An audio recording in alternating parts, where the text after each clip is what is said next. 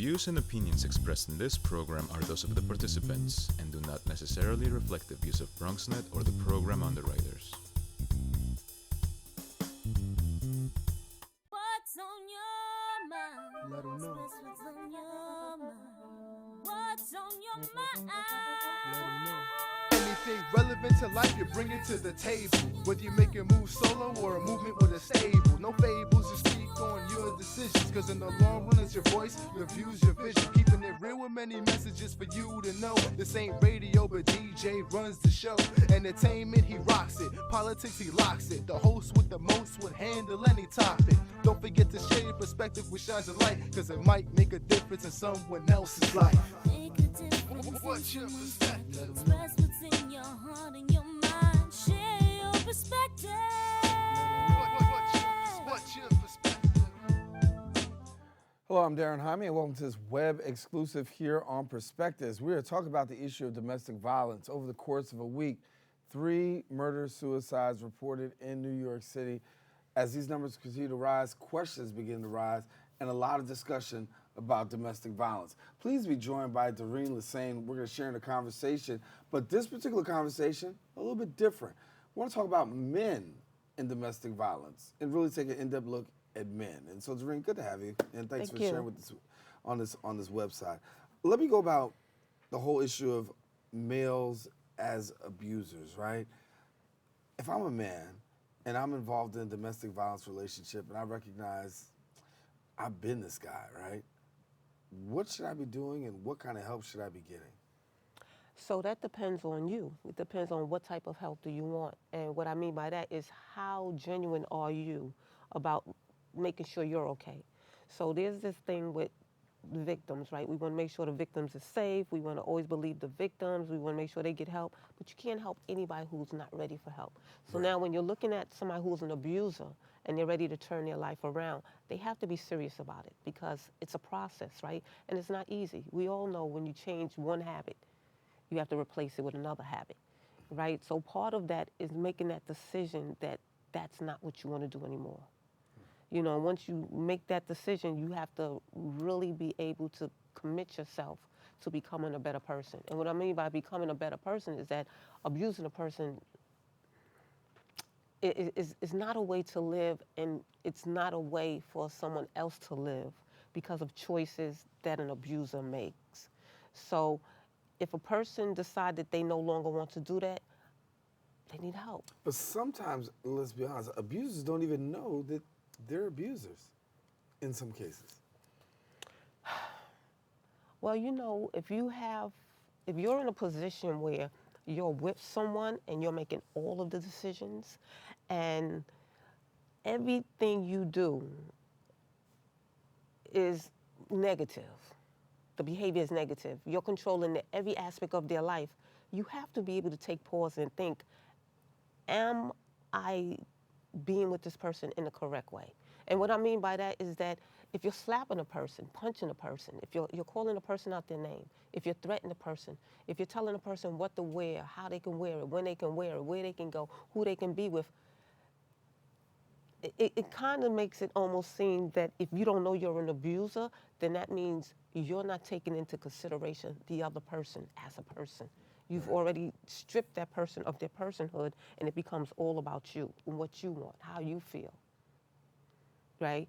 And so if you're not able to look beyond that piece, then once again, yeah, you should be getting some type of help to be able to separate how you think and how you're treating that other person, especially when there's children involved. Yeah.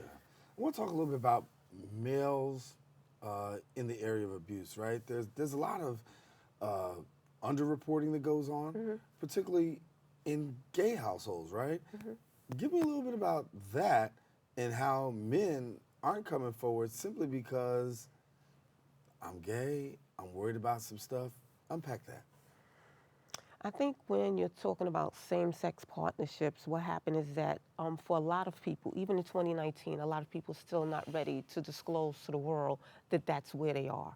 So when you're talking about abuse within the same-sex partnerships, what happened is now the person that's controlling that relationship is holding that over that person's head. So who am I going to disclose to? Or if I come from what they consider a conservative household, how do I disclose that not only am I being abused, but I'm being abused and I'm gay, right? So it goes back to women in reporting. All of these factors, a lot of them are the same. People don't report based on how the person that they would like to report to is going to perceive them afterwards, how they're going to judge them, how they're going to feel about them, and how they're going to include their lifestyle in that. A lot to unpack. It's a lot to unpack, but it doesn't become what society has wrong is that it's not about you. It's about the victim. It's about your loved one. It's about what do you want for your loved one. And we all say we want the best for our brothers, our sisters, our children, right? We want the best for them. But then when you're talking about domestic violence, you're talking about same-sex marriages, you're talking about medical issues, HIV, you're talking about all of these other factors, people seem to turn away from that as soon as those two letters come into play, domestic violence. Right. And so I believe society has a responsibility to the victims, because what happens is, although we keep saying what goes on behind closed doors is nobody's business, that's not true, because it starts to infiltrate the neighborhood and it starts to impact our communities.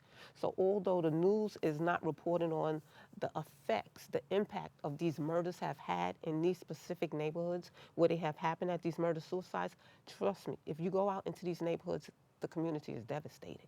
Right. Because it doesn't just hurt the victim, it hurts everyone.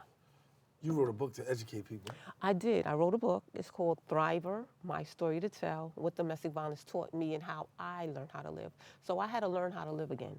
But the purpose of me writing the book was, even though it says it's my story to tell, when you read the book, it's really most victims' story to tell, because I don't write a perfect book with the punctuations where they're supposed to be in a paragraph, because that's not what domestic violence is. There's nothing perfect about domestic violence. And so I wrote the book in the voice of a victim, not just my voice, but the voices of people that I know personally, people I've come across professionally, men, children, teenagers, professionals, right? There are a lot of professionals in our city who were victims of domestic violence 10 years ago, 5 years ago. They're still dealing with the trauma, right? And so I wrote the book to show people that your voice matters, that we all have a voice. We all have a story to tell. But at the end of the day, there's life after domestic violence. The problem with there being life after domestic violence is the process of getting to that life, the process of being able to utilize your voice, to be able to say, this is who I am and I count. Because when you're a victim of domestic violence, people tend to not respect victims. They don't. You know, they don't. People view them as being weak and helpless. Victims and survivors are not weak and helpless. What they are, they're... But you yourself don't even call yourself anymore a victim or a survivor, right? No, I don't. And let me explain to you why. Because victim, survivor, thriver. So when I was being abused by my ex-husband, right? All of the things that you can think about a victim of domestic violence endures, I endured it, right? I was a victim then. But every time I woke up the next morning, or if I was able to get up off that floor 10 minutes later, I was a survivor. So back then, I was a victim when it was happening to me, but I was also a survivor because I survived those events. I survived being murdered almost 3 times. So that made me a survivor then, right? I wasn't a survivor after I left. I was a survivor while I was still in the relationship because I survived being murdered. You understand? Wow. I survived being tossed out the window. I survived being pushed down the stairs. I survived that gun. I survived it. So I was a survivor then. What made me a survivor after I left it is that I was living in survival mode. I had to pick what blocks I go on. I had to pick what people I corresponded with. So I was in survival mode. You know, certain things would trigger me off. There was neighborhoods I would not go into. I was in survival mode, right? If I go that way, I might run into somebody he knows. If I go that way, you know, so when I left for an entire year, nobody knew where I was at, because I had to make sure that that was that. That was the end of it for me. When I got to my breaking point, that was the end of it for me. So that's how I secured myself and my children. I told nobody, right? And I became a thriver once I began to heal, because thriving represents living, flourishing, you know, being able to enjoy life. You know, just simple things like the birds chirping, you know, being able to go to the supermarket and buy an apple or cook what you want to cook for dinner, you know, put those pair of jeans on. That's thriving. or say, you know what, I'm calling out from work today, just because, mental Right. health day. That's thriving. Not going to work trying to figure out, am I going to burst into tears again and get called back into the principal's office? Because I was working at the DOE at the time, right? So I don't consider myself a survivor anymore because I'm not. I'm not in survival mode. I go where I want to go. I wear what I want to wear. I eat what I want to eat, right? If I don't want to go to work, I don't want to go to work, right? If I want to go sit in the park for 2 hours, I can go sit in the park for 2 hours. If I don't want to wash the dishes, I don't have to wash the dishes. Simple little things that a lot of people take for granted, that becomes part of the abuse where you're controlled to that point where you are a victim, but each time you survive an abusive episode, you are a survivor. I'm not there anymore, so that's why I'm a thriver. Keep on thriving, Doreen Lesane. Thank you. Thank you so much. That about ends our web exclusive here on Perspectives. Talk about the issue of domestic violence. Now, if you want to see more of the show with Doreen Lesane, all you got to do is go to Perspectives, and you can see the full 30-minute show talking about domestic violence. This ends our web exclusive. Daren Jaime saying, take care. God bless.